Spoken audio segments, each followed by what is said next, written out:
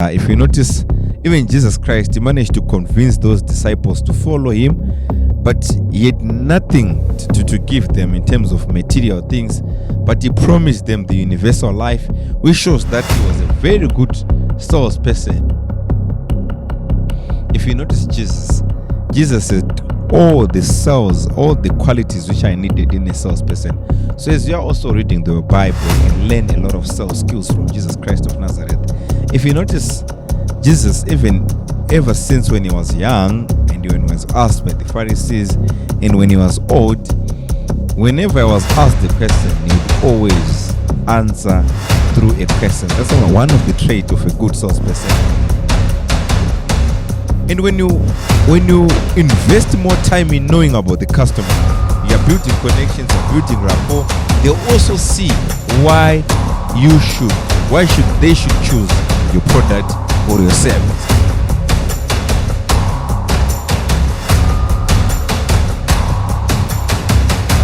Hello guys, this is the Chartered Vendor, Jerimonia Zungu on the Chartered Vendor podcast, where we talk about everything business, everything entrepreneurship, and everything sales. So today, I wrote about this in my book, Selling Like a Vendor.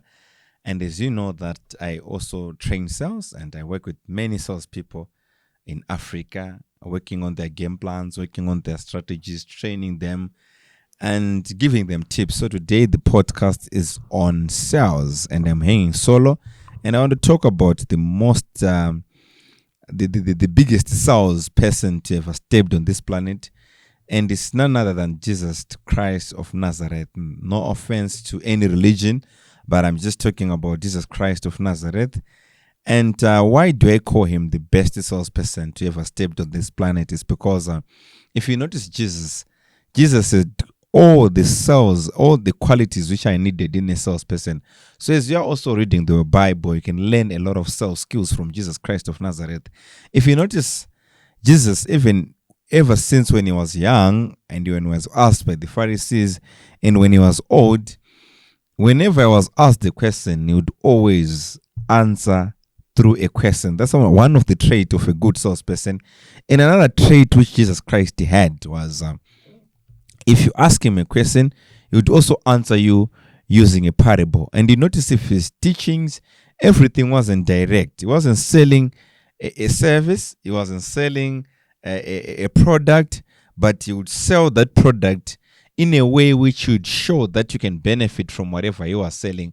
What I'm simply saying is, if you notice, even Jesus Christ, he managed to convince those disciples to follow him, but he had nothing to give them in terms of material things, but he promised them the universal life, which shows that he was a very good salesperson, convincing, persuading people without forcing them, without nagging them.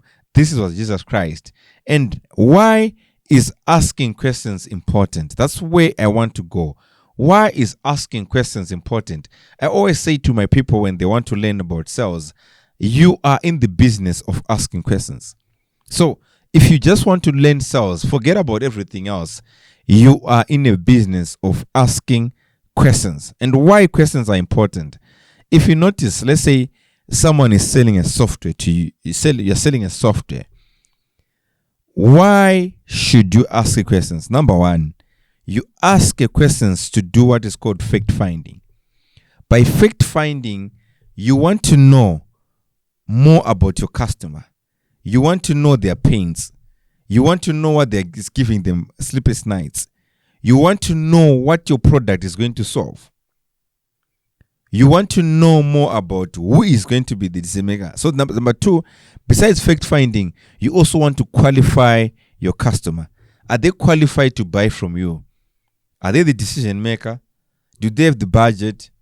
Do they have the need? Is it the right time to sell them? So you ask questions because of two main reasons: fact finding and qualifying a lead. And when I'm talking about questions, there is a skill which you also need to ask questions. Your questions are not supposed to be, they're supposed to be quality questions. And they're supposed to be quality questions. And when you ask questions, automatically you're supposed to be also a good listener.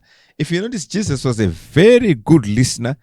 check in the Bible, check on all the verses which Jesus is quoted and is listening to someone who's talking.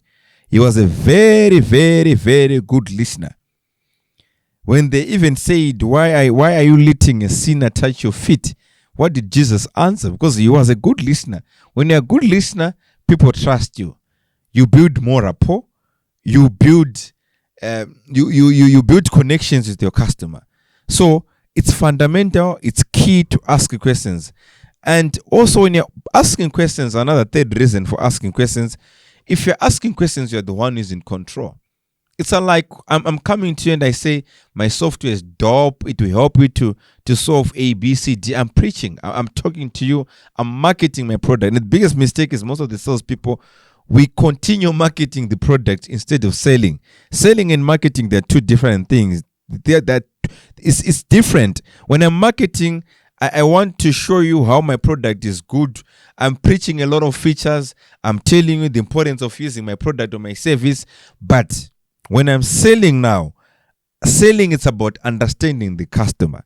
Selling it's about knowing more about the customer. So even in my meetings, I quit talking about myself. I push talking about my customer.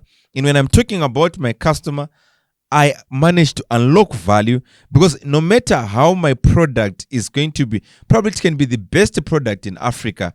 It can be number one product in Africa, but doesn't mean that that product is suitable for my customer.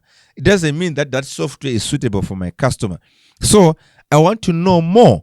And when you invest more time in knowing about the customer, you're building connections, you're building rapport. They'll also see why they should choose your product or your service. So if you want to learn more about sales, I challenge you to learn about asking. So don't start. My assignment to you is, don't start when you're in the sales process, because sales is every day. Every day we're in sales. Start it with even your family. How you ask your kid, how you ask, and when you're asking questions, try to ask what are called open-ended questions. For example, what motivates you to meet us today? Of all these challenges, what is giving you sleepless nights? Say, these are open-ended questions. When did you start your business, and how did you manage to navigate in these last 10 years? You want them to speak. And when a client starts to speak more, it means you're the one who's in control and they've started selling. If your client is not being open enough to you, it means they're the ones who are selling to you. So you should know sales. And remember, when you open this podcast, I said, learn it from Jesus Christ. He never answered the direct questions according to what I saw in the Bible. And also, he would always ask questions. When you want to know more about people, invest in asking questions. And when you ask the questions, I tell you, it will change your sales career, and it will make you'll be up there when it comes to sales. And that's why, even if you notice, we recruit even young guys, 18, 17, you'll be shocked with how they start to sell. Sales is an important skill, and it's supposed to be in every curricula. And I'm even also writing a book called The Miseducated Africa, where I'm also writing the importance of having sales syllabus inserted in our ECD. From ECD up to university, we need to learn about this critical skill called sales. So you can learn sales from the Bible. You can learn sales from Jesus Christ of Nazareth. So thank you so much, guys. This is what I had for you today. Thank you so much. Until next time, is Jeremiah out.